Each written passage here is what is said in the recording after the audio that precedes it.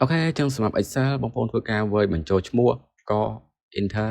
ឲ្យវាចេញលេខរៀងដោយស្វ័យប្រវត្តិនិងបន្ទាត់ឬក៏ table ដោយស្វ័យប្រវត្តិបែបនេះក៏បែបនេះឬក៏ពេលបងប្អូនធ្វើការចុចលើឈ្មោះរបស់យើងធ្វើការលុបចេញបន្ទាត់យើងក៏លុបហើយជាមួយនឹងលេខរៀងក៏លុបតើធ្វើវាមិនអញ្ចឹងជំហានទី1បងប្អូនធ្វើការ select ទៅលើ cell ឬក៏ជួរដេកជួរឈរដែលយើងចង់ដាក់បើបងប្អូនមានតារាងត្រាច្រើនអូសមកច្រើនទៅហើយមកឥឡូវខ្ញុំដាក់តម្លេច20បានហើយអញ្ចឹងពេលដែលយើងអូសឬក៏ select ទីតាំងហើយឥឡូវយើងចាក់ជាមួយនឹងបន្ទាត់អូតូមុនក៏បានដែរអញ្ចឹងសម្រាប់បន្ទាត់យើងគឺមានរំពឹងទៅលើអីទៅលើឈ្មោះពេលវើឈ្មោះទៅមានបន្ទាត់អញ្ចឹងយើងធ្វើការចូលទៅកាន់ menu home ហើយចូលទៅកាន់ជាមួយ condition format យើងយក new rule អញ្ចឹងនៅក្នុង new rule កន្លែងនេះគឺយើងត្រូវការសរសេរជាមួយនឹងរូបមន្តមួយចំនួនទៅលើ formula អញ្ចឹងយើងចុចទៅលើ use formula អញ្ចឹងតើតើជាមួយ formula របស់យើងណា formula របស់យើងគឺយើងចុចម៉ៅទៅប្រអប់ស្មើ select ទៅលើជួរឈ្មោះប៉ុន្តែបើបងប្អូនធ្វើការ select ទៅលើ cell ឈ្មោះរបស់យើងបែរថាយើងឃើញទៅមើលការ select របស់យើងគឺមានដុល្លារនេះដុល្លារអញ្ចឹងសម្រាប់ដុល្លារបើសិនជាបងប្អូនធ្វើការកំណត់អីកំណត់ឲ្យវាមកក្រោមអញ្ចឹងយើងត្រូវការលុបជាមួយ B គឺសម្រាប់ជួរឈរលេខ3គឺជួរដេកអញ្ចឹងយើងធ្វើការឲ្យវាលុកជួរឈរប៉ុន្តែជួរដេកកុំលុកអញ្ចឹងលុកជួរឈរយើងធ្វើការដាក់ដុល្លារពីមុខ B ហើយ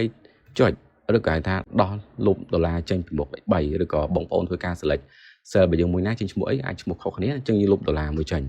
អញ្ចឹងប៉ុណ្្នឹងមកហើយយើងដាក់សញ្ញាតូចធំហើយយើងដាក់សញ្ញាធ្មេញកណ្ដុរចំនួន4បើថាធ្មេញកណ្ដុរម្ខាង2ហើយម្ខាង2ទៀតបានស្មើទៅទេហើយយើងចូលទៅកាន់ format អញ្ចឹង format គឺកន្លែងនេះខ្ញុំយកពាក្យថា border ហើយយើងយក outline សម្រាប់ mode ពណ៌បន្ទាត់បងប្អូនចង់សេរីគឺកំណត់បានខ្ញុំចុច OK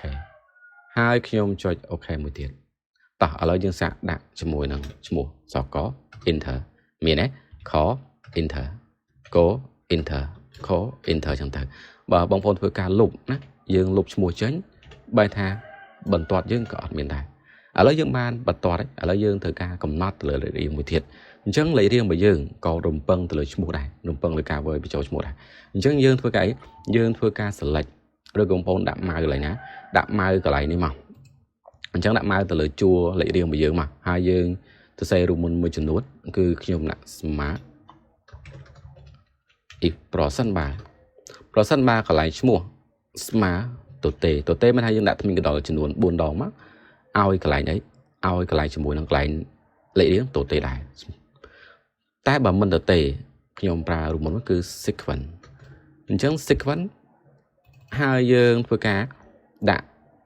ជាមួយ count A ខ្ញុំអាចយកម៉ៅមកសេខាងនេះក៏បាននៅខាងលើ formula អញ្ចឹងសម្រាប់ count A របស់យើងធ្វើការដាក់កំណត់រូបមន្តដើម្បីរាប់អីបើវងជាប់មួយទៅលើជួរតម្លៃរបស់យើងបើបងប្អូនធ្វើការ select ទៅលើជួរអី select ទៅលើជួរឈ្មោះបងប្អូនមានឈ្មោះម៉ាអ្នកមានឈ្មោះ20អ្នកដូចខ្ញុំធ្វើមិញគឺតារាង select ពី cell ជួរដេញគឺដល់20បងប្អូនធ្វើការ select ទុកចោលមកអូខេ20គាត់តាមនេះបានហើយអញ្ចឹងវាធ្វើការចេញជា B3 ដល់ B20 ដោយសារហ្នឹងគឺឈ្មោះជួររបស់យើងអញ្ចឹងយើងបិទវងចោរបស់ count A បិទវងចោរបស់ sequence បិទវងចោរបស់ if មួយទៀត enter ចាឥឡូវយើងអត់ទាន់ឃើញលេខរៀងណាអញ្ចឹងយើងដាក់អក្សរកvớiឈ្មោះចូល enter បងប្អូនឃើញមានតែបន្ទាត់មានតែរៀងខ enter ក enter ខអញ្ចឹងទៅអញ្ចឹងមកករណីយើងធ្វើការលុបឈ្មោះចេញលេខរៀងយើងក៏អត់បន្ទាត់យើងអត់អញ្ចឹងកន្លែងនេះបងប្អូនធ្វើការមិនបាច់អូសលេខរៀងយើងឬ auto fill អីទេបងប្អូនកំណត់ទៅប៉ុណ្្នឹងមកតារាងនេះបងប្អូនធ្វើការបញ្ចូលតំណែងត្រឹមបានលោតឈ្មោះប៉ុណ្្នឹងដែរអូខេនេះគឺរបៀបនៃការប្រើប្រាស់